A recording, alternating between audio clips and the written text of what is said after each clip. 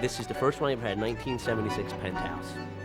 And it was in the back of that magazine that I found out about certain sexual objects that I eventually tried to obtain myself.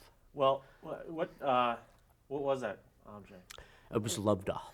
Of course, I wasn't old enough to buy a magazine, so I asked my oldest brother if he wouldn't mind. He was going to buy some cigarettes, and I said, "Oh, can you get me this magazine called High Society?"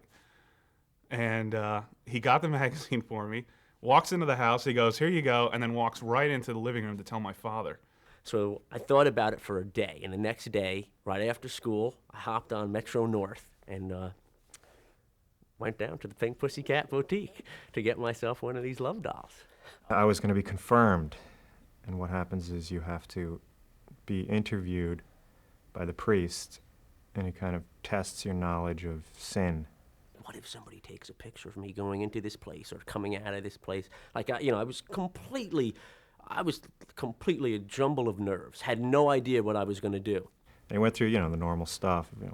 If you steal something, thou shalt not steal.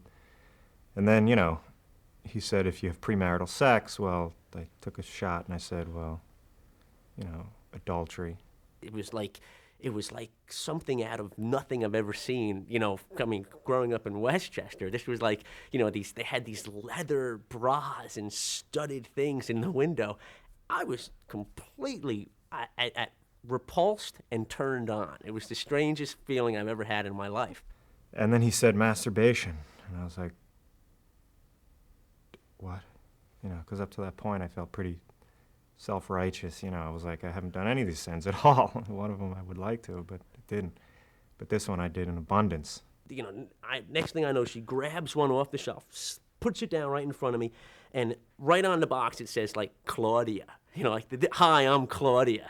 I'd stare in the mirror in the bathroom, and I was like looking for something to use again. So I was like, shaving cream. That sounds logical, So I sprayed some on, and it was menthol. So it was like it started like burning a little, and then I was like started in, and then I just like caught myself in the mirror, like look at you, look at you, like what a waste, what a reject you are, And I stopped, and I was like disgusted, and I washed off, and I never tried shaving cream again.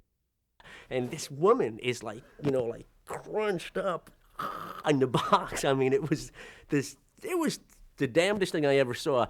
I hung out in the library during my lunch hour, and I stayed in those little cubicles and didn't want anyone to look at me, and I was just completely terrified. And I used to arrange my schedule so I could get home in time to watch reruns of Gilligan's Island, because Ginger was my woman of choice.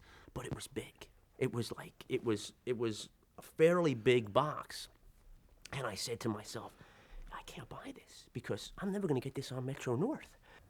And he said, well, it's also adultery. I mean, you're committing adultery against the woman you will marry. And I said, my God, I'm going to hell. And I'm just staring at this thing. I mean, because it's honestly one of the grossest things that I've ever seen in my life. And I'm staring at it, and I'm overwhelmed with guilt. I feel like I've maybe sold my soul to the devil. I'm a complete lech. Completely, I've never gotten over a beautiful woman. I will still like the girls right outside right there. It's just like everyone's like, yeah, they're pretty, but they're pretty. I still.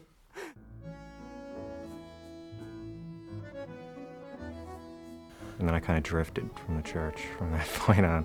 I used to use a Gree conditioner in the shower to help along. 'Cause it was between, Penthouse or Jesus, Then that fragrant smell came up during class. That sequin outfit that Ginger would wear was just... If I get myself one of these love dolls... I mean, it was every kid's dream. At least I could experience what everybody's talking about. I was an expert. I once did it 17 times in one day.